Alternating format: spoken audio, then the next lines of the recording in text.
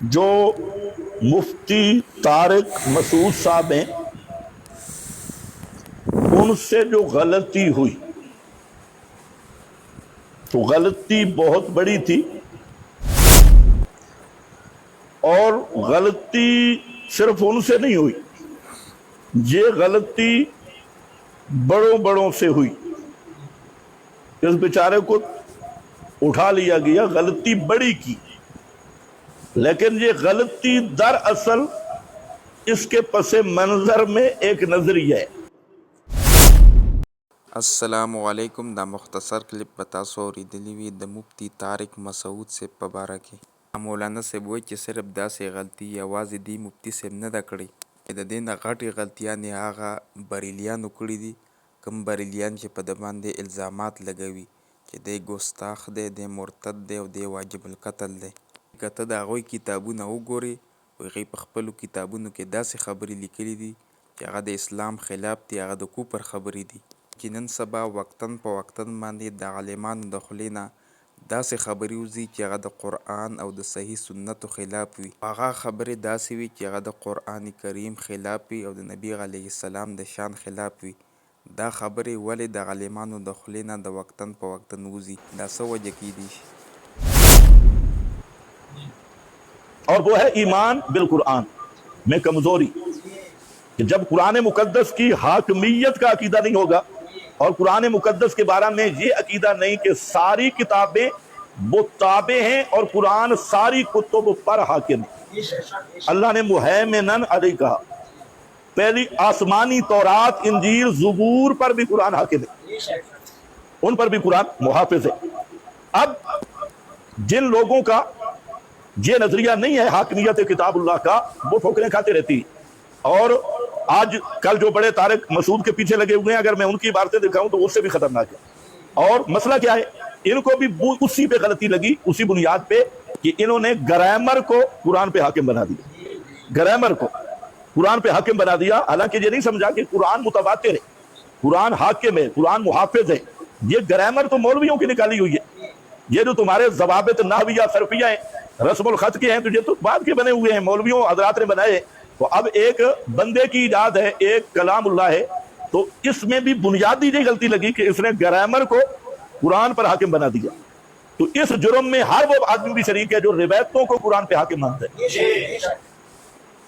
قرآن کہتے ہیں نہیں سنتے، اور جو سننے والی روایتیں اٹھا کے قرآن کے مقابل پہ رہا ہے، وہ طارق مسعود سے بھی بڑھ کے گمراہی میں مبتلا ہے۔ اس کی اتنی غلطی نہیں تھی جتنی یہ ہے، وہ بھی تو قرآن مقدس کی تقلید کر رہا ہے، اور جو تاریخ کو لے کے قرآن پہ حاکم مانتا ہے، صحابہ پہ بک بک کرتا ہے، تاریخی کتابیں اور قرآن کی نصوص کو چھوڑتا ہے، یہ اصل اس نظریہ اس کو سمجھنا چاہیے کہ مسلمان کا عقیدہ اور نظریہ یہ ہے کہ ساری کتابیں وہ محکوم ہیں، وہ تابع ہیں، اور قرآن حافظ حاکم ہے علل کتب کلہا، ساری کتابوں پر، گرامر پر بھی، صرف پہ بھی، نحو پہ بھی، روایات پہ بھی، تاریخ پہ بھی، اکابر پہ بھی، مشائخ پہ بھی۔ تو جو حضرات اکابر کے قول کو قرآن پر ترجیح دیتے ہیں، مشائخ کے قول قرآن کے مقابل پیش کرتی ہیں، روایات قرآن کے مقابل پیش کرتی ہیں، تو وہ بھی طارق مسعود نے اکیلا جرم تو نہیں کیا، وہ بھی قرآن کی حاکمیت کے منکر ہیں۔ تو پہلے اس بنیاد کو سمجھنا چاہیے کہ یہ کفریہ نظریہ اور یہ زندیقوں والا نظریہ کہ قرآن کو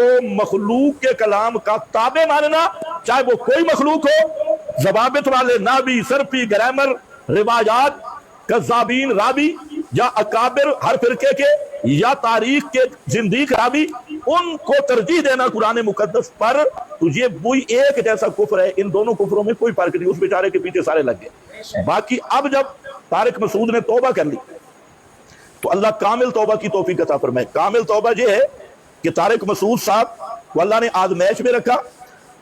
تو میں نے پہلے بھی کہا تھا، ہماری طارق مسعود صاحب سے بعض چیزیں وہ اچھی بیان کر جاتے ہیں توحید و سنت کے حوالے سے، تو اس لحاظ سے ہماری ہمدردی ہے۔